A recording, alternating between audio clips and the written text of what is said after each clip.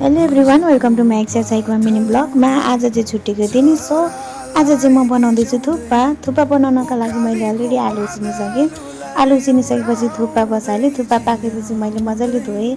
थुक्पा धोइसकेपछि यता मासु तार्नको लागि तेल तताएँ। तेल तताइसकेपछि थोरै बेजार लगाएर मैले मासु तार्न सुरु गर्यो। मासु तार्दै अघिको आलु चाहिँ मैले तास्न थाल्यो है। आलु तास्दै मासु चलाउँदै गऱ्यो। मासु चलाउँदै यता मैले प्याज र टमाटर नै काट्न सुरु गर्यो।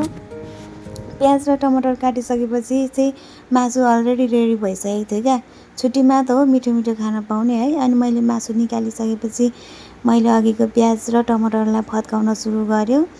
प्याज र टमाटर फत्किसकेपछि चाहिँ मैले मजाले त्यसमा मटर चना अनि अघिको आलु लगाएर मजाले पकायो। मजाले पाकिसकेपछि चाहिने जति सुपलाई पानी लगायो। अनि पानी लगाएर मैले मजाले उमालेँ। सुप चाहिँ अलरेडी रेडी भइसकेको थियो। अनि मैले सबै सामान रुममा लग्यो। अनि त्यसपछि थुक्पा रेडी गर्न थालेँ। मैले खानाको लागि कचौरामा हाल्यो। त्यसपछि सबै सामानहरू लगाइसकेपछि चाहिँ मेरो थुक्पाको लुक्स यस्तो भयो है।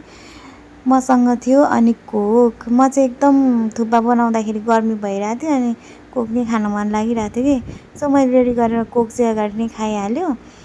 अनि मलाई चाहिँ हतार हतार कागती निचारेँ। थुक्पा तातो थियो नि त, त्यही भएर हतार हतार कागती निचारेर सबै मसलाहरू मिक्स गर्न थाल्यो है। मलाई चाहिँ एकदम थुक्पा खानु मन लागिरहेको थियो कि कहिले छुट्टी हुन्छ जस्तो फिल भइरहेको थियो।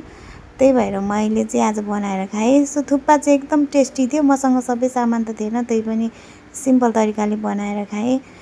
थुक्पा चाहिँ एकदम टेस्टी भयो। मेरो छुट्टी पनि यसरी नै बित्यो।